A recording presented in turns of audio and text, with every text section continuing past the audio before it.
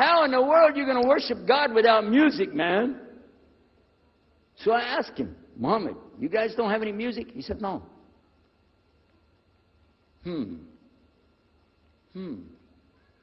Now, I'm in the piano and organ business.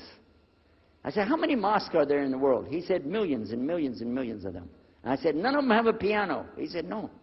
Any of them have an organ? He said, no. Oh, man, I can get rich. Just introduce some music to these guys, put it in there, you know, bound to be. I said, do the Arabs have any music? He said, oh, Arabs have music. I said, boy, I got it figured out, boy. I can see my next $1 million coming right straight up at me, you know. So then the priest asked again another time. He wanted to go back to the masjid again. He went, this is middle of July, 1991. He went to the masjid with him again. And by the way, this masjid, Sheikh Mohammed Jabali knows it very well, is on Medina Drive in Arlington, Texas. And that's where they were going to, because we were living in Midlothian, just south of Oak Cliff and south of Dallas. So they didn't come back. All night we're waiting. What happened? Very late they came back. And when he came in, I looked. There's Muhammad. I recognized him. Who's the guy with him, though? He's wearing a white jalabiyah, white dress like this. Has a white pillbox cap on his head. And I looked at him and I said, Pete. His name was Father Peter Jacobs, but we're not, Catholic, so I don't have to call him Father. I said, Pete, did you become a Muslim? He said, Ashhadu la ilaha illallah, Ashhadu Muhammad Rasulullah. I said, oh my God. Now I used to have cameras like these cameras right here, because we had a television show called Estes Music Jamboree. So I got one of our cameras out, opened it up, set it all up on the tripod, and I was going to interview him and ask him, well, why you went to Islam? What happened? While I was talking to him, though, he fell asleep. So it was still in my mind, and I was thinking, what am I going to do? This is too amazing. Now here I'm preaching to the people, and I'm trying to change what I'm saying, and here's a priest, just became a Muslim. My father's saying it's a good deal. It sounds all right to him. I don't know what to do. So I decided I'll talk, make mashura.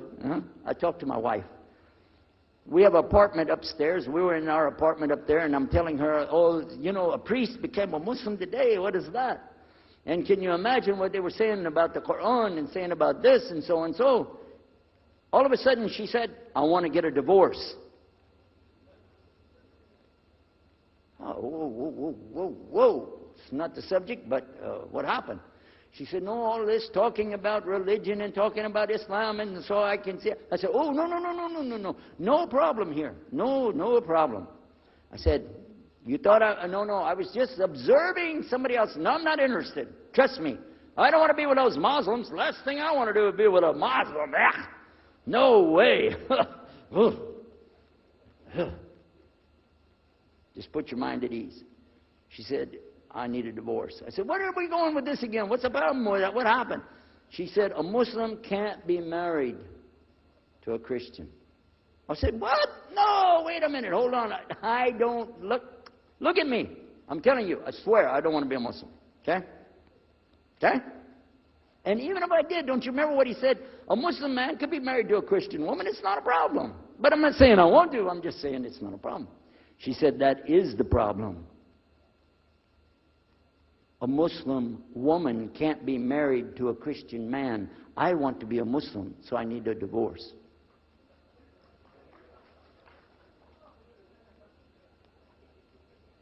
I'll never forget, I was sitting right on the edge of the bed, just sitting there, and I almost fell over. I said, at last, I can tell the truth. I can say it. I didn't realize that she liked the idea. I was afraid. I said, okay, the good news is, I too want to be a Muslim. You know what she said? I don't believe you. I said, no, really. I was just saying that because, but for sure, just so you know, I want to be a Muslim. I've been thinking about it. I want to be a Muslim. We're both going to be Muslim. Alhamdulillah, it's going to be great. Right? You know what she said? I don't believe you because you're either lying right now or you were lying 5 minutes ago when you said you didn't want to be a Muslim. And either way, I don't want to be married to a liar. So get out.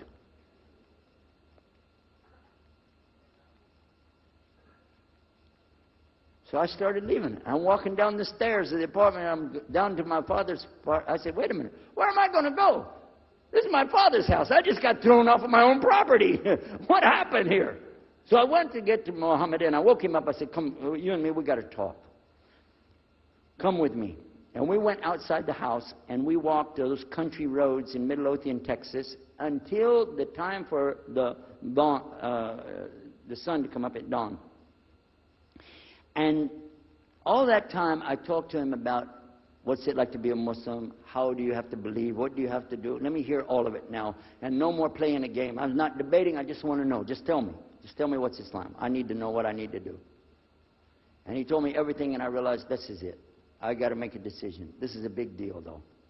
And he told me, okay, this is up to you. You have to go make a choice for yourself. I can't help you. I said, oh, my God. So when he was praying Fajr, I decided, I've been watching this man praying this direction with his head on the ground. It's so beautiful to see a man humble himself, put his head on the ground to the Rabbil Alameen. I said, oh, my God, let me try that. So I sneaked off somewhere where nobody could see me. Illallah. And then I found a place, a board there, you know, and I bowed down on the ground, and I put my head down on the ground on that board there.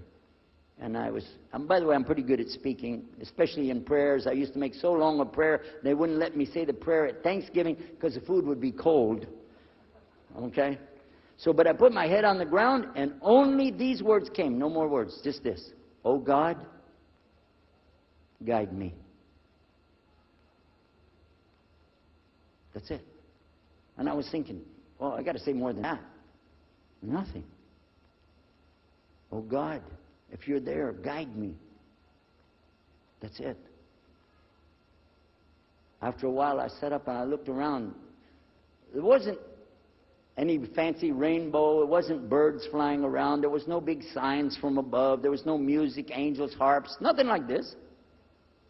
It was just a cloudy day in Texas.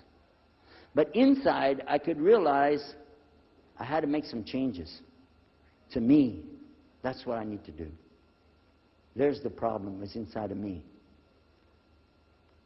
Within a few minutes, it became clear what I needed to do, and I had to develop an idea of how to pull this off.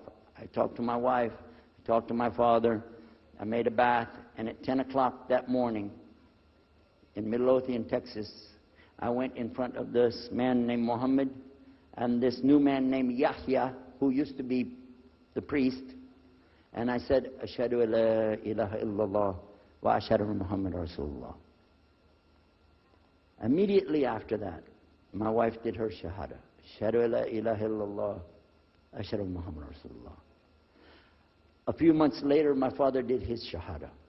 Ashhadu la ilaha illallah, ashhadu Muhammad Rasulullah. Step by step by step, we saw so many people enter into Islam. We wanted to tell the whole world what is Islam. We wanted everybody to know the real Islam. I said, how could this escape our knowledge? How could we not